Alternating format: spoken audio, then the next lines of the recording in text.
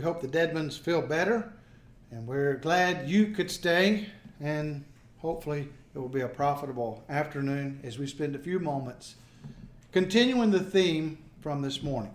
We're trying to remind ourselves of things studied in the past, maybe learn some new things, and be prepared. Be prepared to give an answer to every man who asks us our reason of the hope that is in us with meekness and fear, as we're commanded to do in the Bible, 1 Peter 3 and verse 15. This is why we're learning these things. To learn something implies to engage, to gain knowledge, to be able to remind oneself of things already studied. Knowledge is that which results from the act of knowing. To say I know something means that something that I say I know must really be true. That something I believe, let's just call it X, must be true, must be the case. X must be the case. To say I know it means, secondly, I affirm it. I believe X. I say I believe in X. And then thirdly, in order for me to really to know something as opposed to just wishful thinking or an illusion, then I must have some good support, a good reason for holding to it. So we're trying to get good support, good reasons for holding to what we hold, and therefore of having actual knowledge of the will of God. The Bible, as we've studied many times, never contrasts faith with knowledge. It contrasts faith with sight, with seeing with the physical eyes, 2 Corinthians 5 and verse 7, but not with knowledge. So we are learning new things and reminding ourselves of other things. When we think about knowledge, we realize that it is inherently dangerous because we mere mortals make mistakes with our knowledge, and in particular, we can become prideful. This is a consistent theme throughout Scripture. The pride of man as he thinks he knows all things based on his materialistic point of view. For example, Paul talks about those at Corinth and throughout Greek society, the Greco-Roman world of his day, who had knowledge, but it was not conducive to understanding reality or truth. They had knowledge of many things. And because of that, they were, as the King James Bible would say, they were puffed up. They were arrogant. That can happen. If I begin to learn things and compare what I know to others who are not interested in those things and don't pursue those matters and don't learn them, I could think of myself as being in a better position. And if I do, I must be awfully cautious. It is very, very difficult sometimes to avoid that sin of pride. Remember when Jesus spoke, after it was said he finished, the comment was not made he was a great intellectual who impressed the masses. No, the comment that was made was that he spoke to the common people. The common people heard him gladly.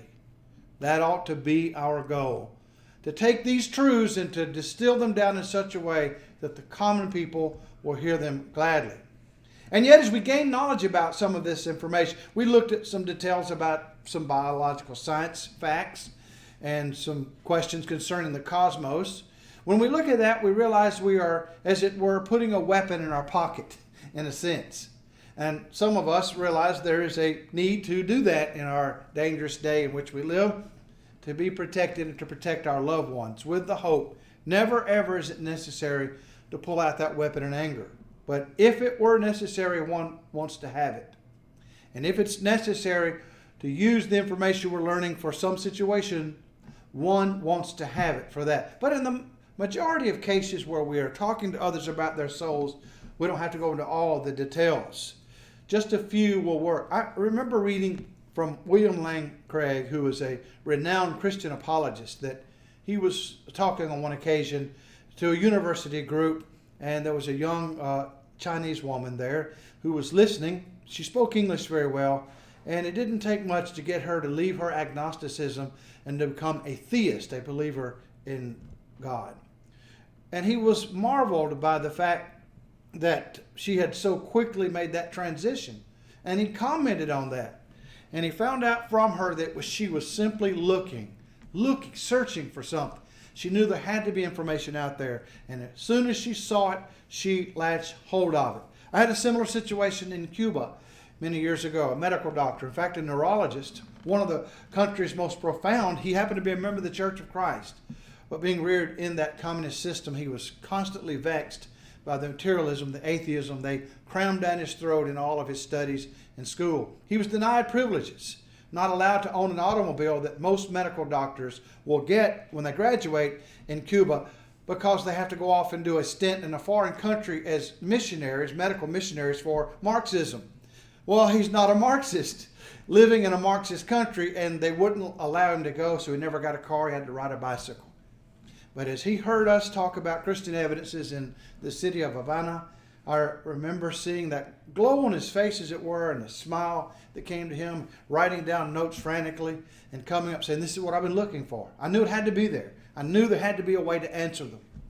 So that's why we're studying these things. And this morning we looked at the teleological argument. Now, I didn't use that word. I did use the word disteleological. Teleological simply means the argument from design, the argument that shows there is an end or a purpose to things as they are made in our world, and especially in the world of life forms. We had already viewed a simple approach to the cosmological argument, or the causal argument, last Lord's Day. And now we will finish by looking at the third major argument that I believe is of great significance, the moral argument. It has roots way back in the thinking of Renaissance thinkers and those who lived at the end of the medieval time, the Catholic theologian Thomas Aquinas.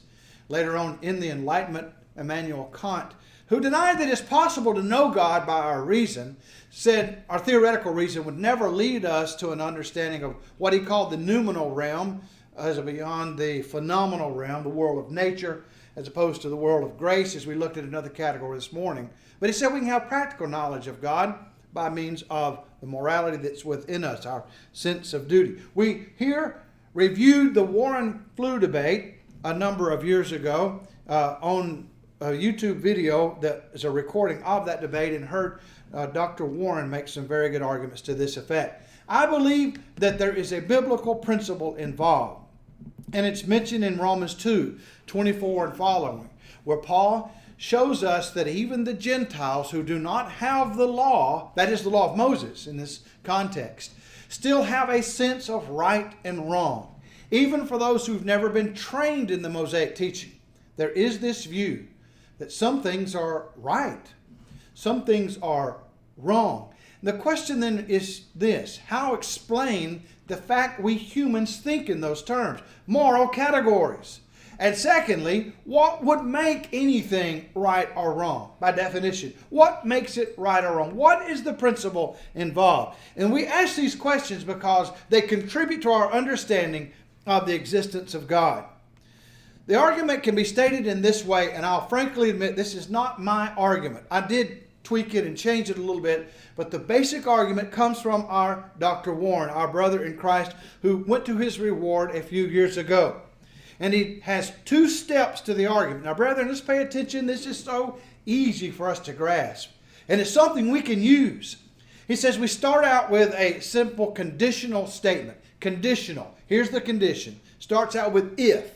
If we can justly critique the moral beliefs and behavior of others, then there must exist an objective, transcendent moral law compared to which we make the critique or make the comparison. Now think about that. That's not hard to grasp.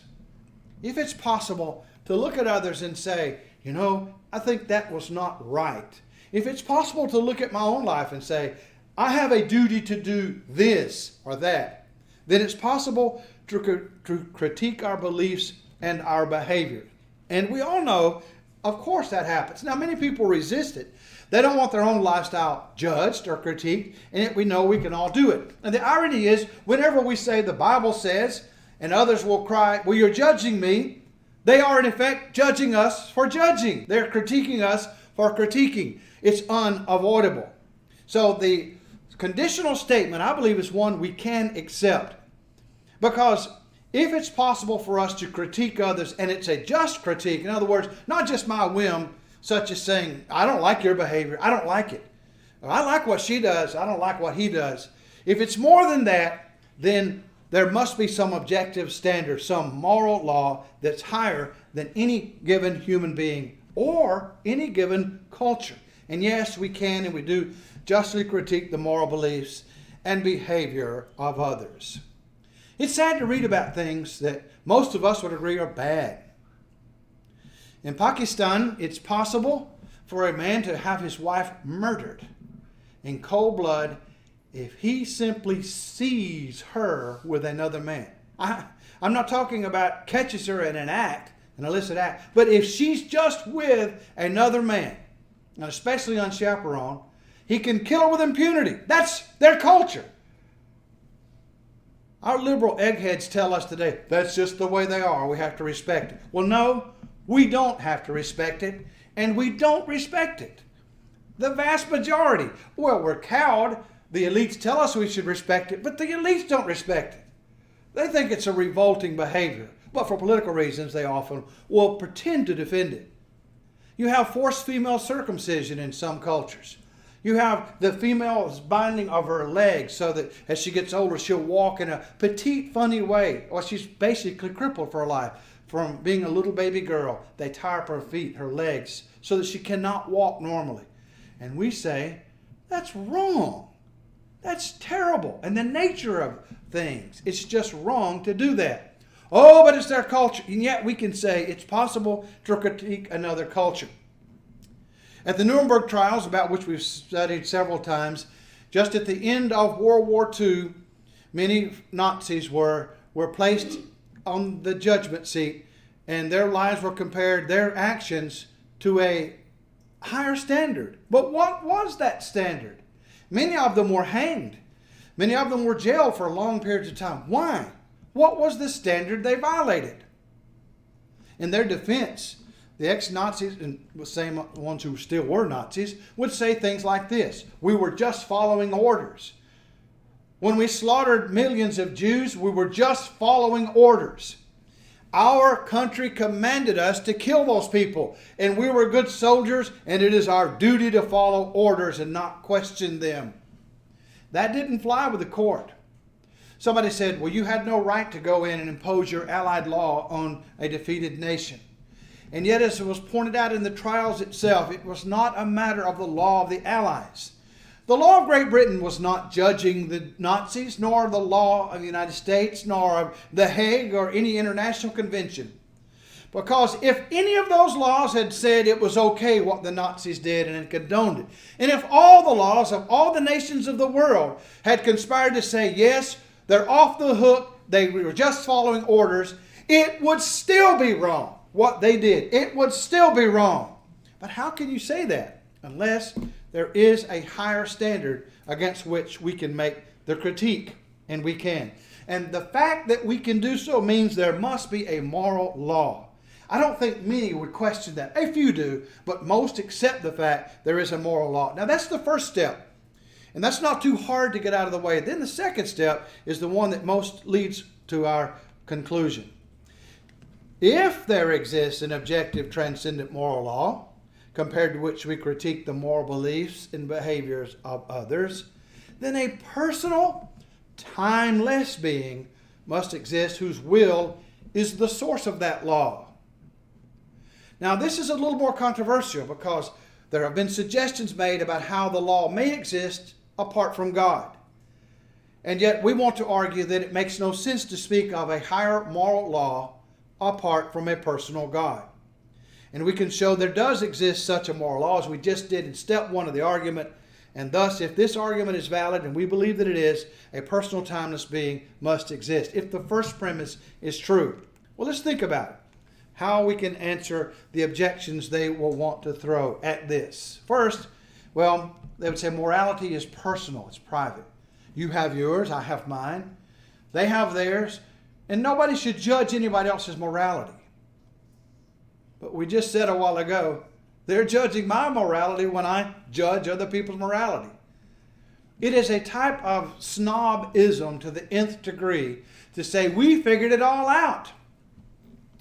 You should never judge anybody.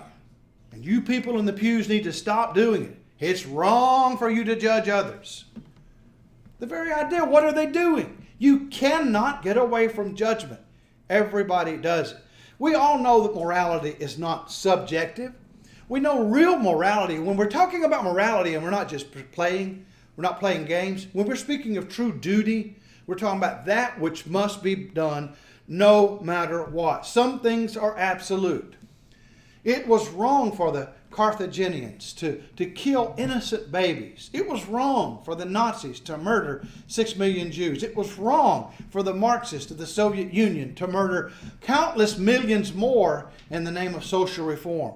It's wrong, absolutely always wrong, and for everybody. We know morality is not merely subjective.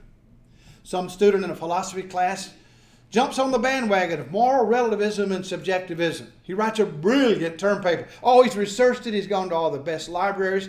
He's found the greatest sources that have ever been written on the subject, and it's an impeccably written paper. I mean, it follows all the parameters, all the guidelines the teacher has issued in class, and he submits it to the teacher. The teacher reads it, and he's impressed with all the knowledge that's gone into that, and he puts an F on the paper cover. F? But professor, why did you assign that? I don't like the color of the folder you put it in. I don't think it's right to use a yellow folder. You should use a red folder. You see, nobody would accept that. And even that brilliant student who's defending moral relativism would say, but professor, that's wrong. He wouldn't just say, I don't like that. Professor, that's wrong.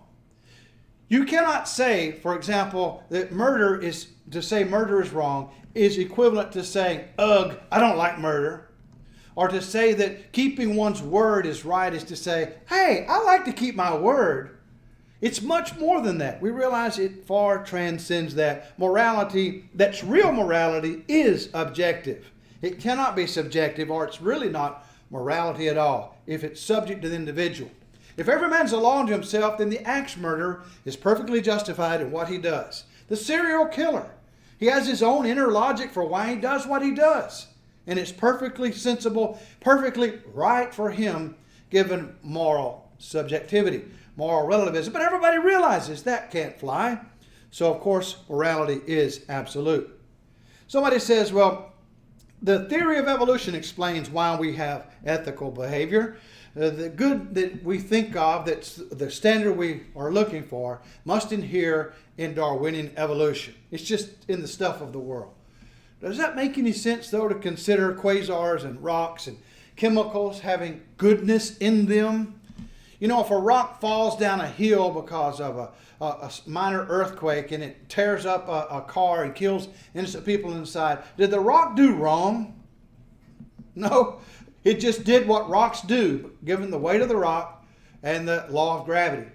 The things of this world cannot be judged in moral categories. So that makes no sense either. And then somebody says, but the problem is, if you're saying that the standard exists in the mind of a good God, a loving God, and we were singing about this morning, then why is it there's evil in the world?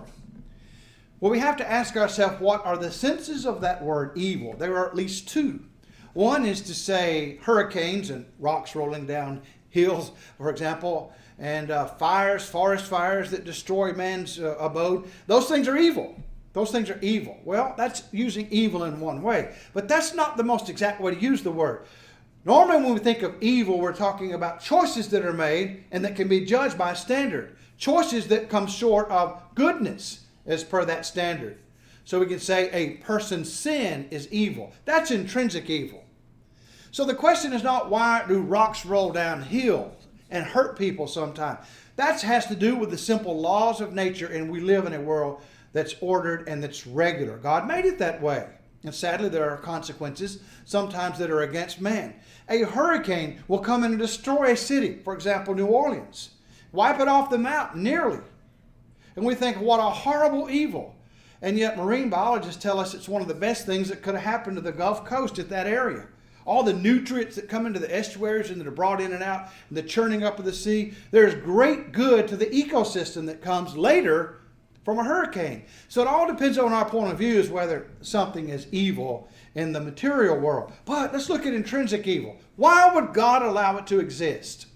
If God made me and you with freedom of choice, and if it's real freedom, then we have the ability to choose wrong sometimes. Somebody says, but I think He should have made us free, but not able ever to choose evil.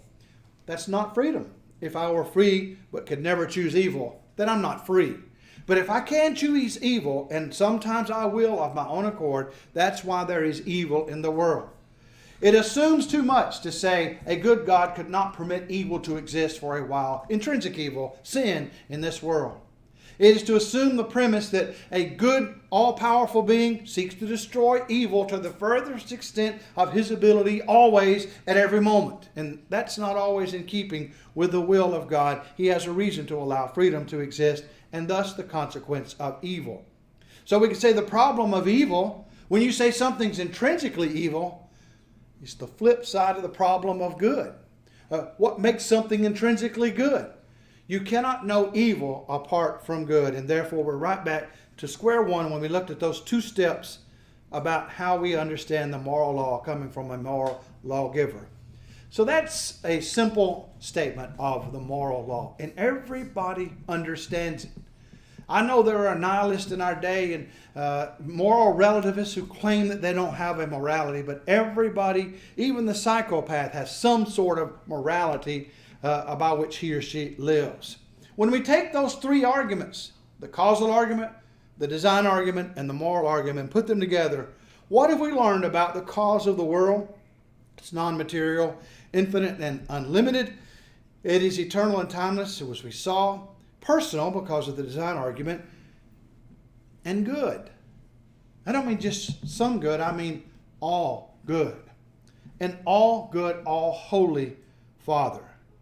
It's hard for us to fathom that the very ground of all being is intrinsically in himself perfect, infinite goodness.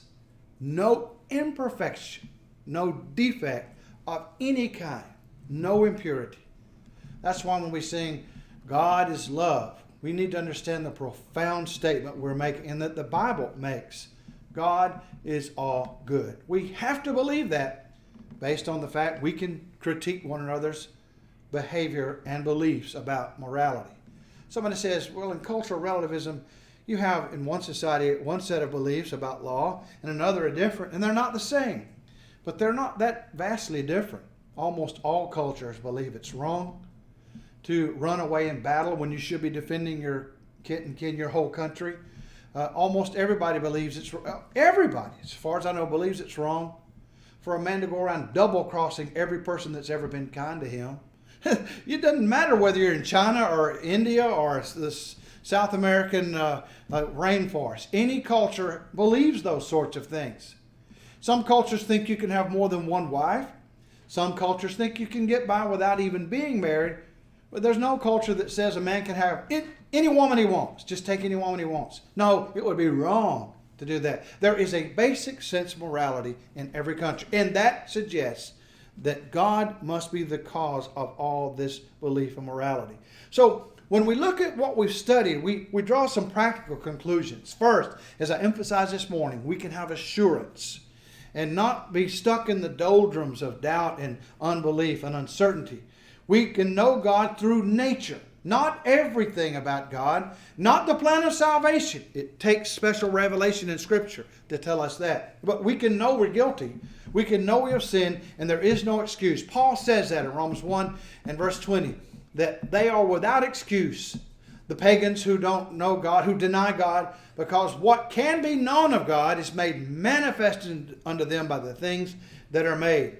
Everything in this world goes back to this subject we've broached in the last 2 weeks, and about which we all think on a regular basis.